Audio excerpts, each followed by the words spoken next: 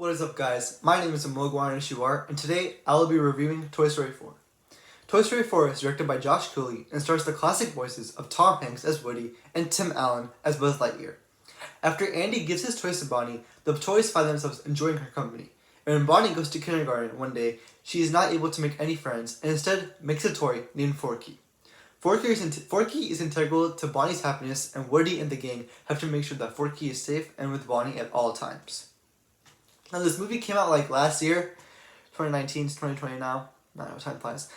So, it came out last year, like June, and so I didn't really get to see it. Sorry, I'm like kind of late bloomer. But, I didn't see it, and so I was kind of lazy that summer. And so, I finally saw it, and I love Toy Story franchise. I love the franchise. The franchise is amazing. Each movie is fantastic. Toy Story 3 is a solid movie. Probably the best in the whole trilogy. And it's a great ending too. And so you wouldn't need to, like, why would you need Toy Story 4? I mean, you already have a great ending in Toy Story 3.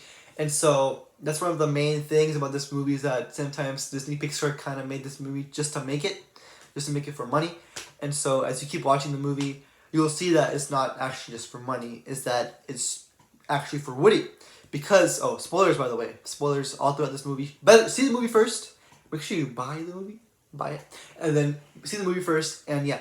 So when you get to the ending, you see that Woody's departing from his friends. Well, he's beginning to... he basically did. But he feels like he's not rightfully where he needs to be, because he was the favorite toy. He was the favorite toy for Andy. But now he doesn't even... like, Bonnie doesn't even recognize him. Like, she never uses him. Like, never uses him. She always uses Forky, and then not Forky, but she always uses the other toys.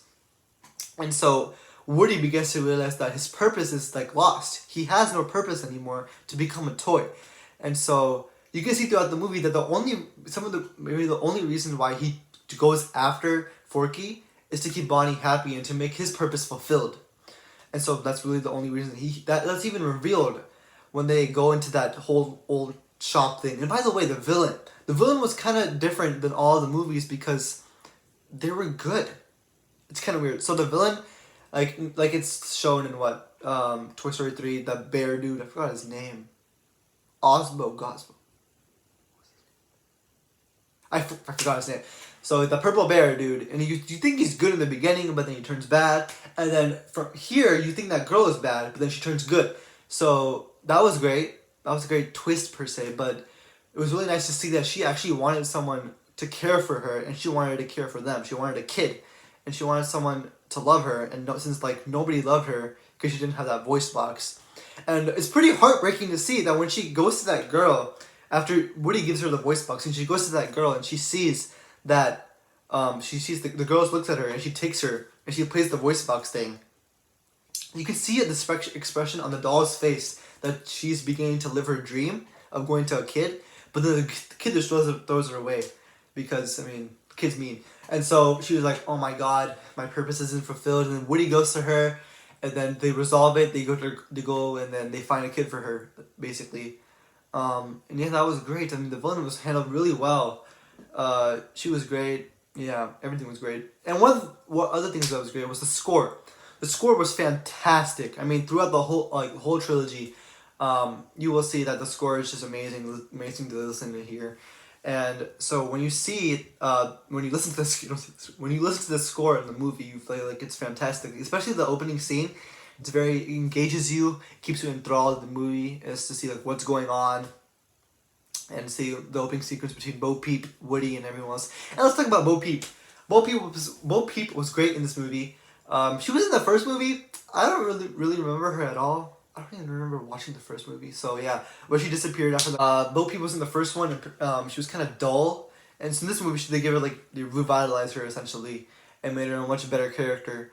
And she was basically a love interest for Woody, and she also served as like someone to support him throughout this time, even though she kind of gives up on him, but then she goes back to him to help him again. And so the chemistry between them was great. You can see that they complemented each other really well. And there's also a lot of visual storytelling in the movie, which was great. You don't really need dialogue to convey the message of the scene. So, for example, in one of the opening scenes when Bonnie goes to kindergarten. All of that's all of that's visual storytelling because kids don't really talk to each other as much, and Bonnie's really shy, so she doesn't really talk to anybody. And so when she goes to sit down and everything is visual storytelling, she's very frustrated. You can see when that kid takes her crayons and all the art supplies. She was like, "Hi, hi," and then the kid just takes all the art supplies from her and goes to this table, and then Woody gets the art supplies for her, and she makes Forky. Now Forky I thought was gonna be very annoying, because when you look at the trailer, he kind of looks annoying. His voice I thought was annoying. And so I was like, yeah, this guy is not going to be a good addition to the movie. And then when you actually see him, he's kind of annoying at first, but you realize that he's literally a piece of trash and he's designed for trash. And so he's like, I'm trash, I'm trash, I'm trash, which is pretty funny. And so he doesn't want to be with Bonnie at all. So it's one of the comedic moments in the movie when Woody has to constantly get Forky. And then when Forky finally flies away, you get to see some character development of Forky when he's talking with Woody when Woody goes to chase after him. And you see that he's not an annoying guy, he's just trash. He just wants to be trash. And then Woody's like, no, this is your purpose here. And he's like, oh, and he starts understanding who he is and stuff like that, and what he means to Bonnie. And so I thought that was a great moment between those two when they were walking. And then they go to that old store, and then the whole sequence of that creepy doll, but then she turns out she's really nice and she just wants a kid.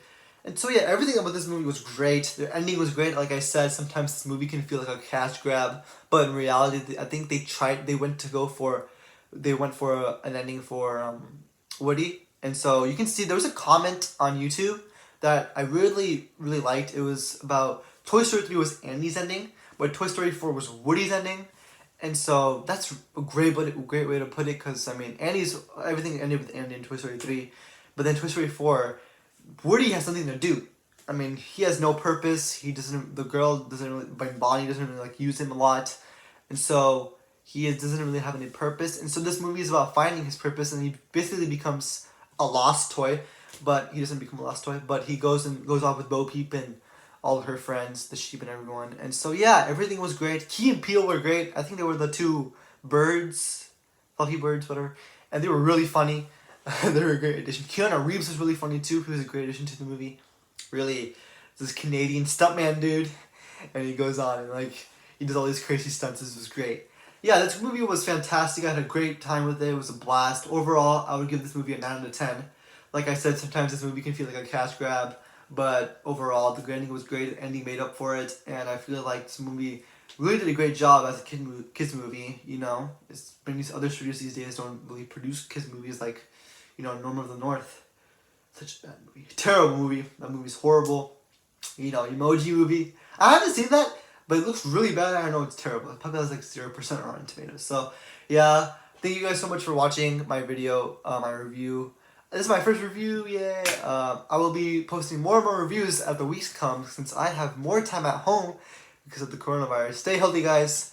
I have no school until next week, online school. So yeah, I have a lot of time at home, so I'm going to be making one of these reviews. Stay tuned, and I'll see you guys later.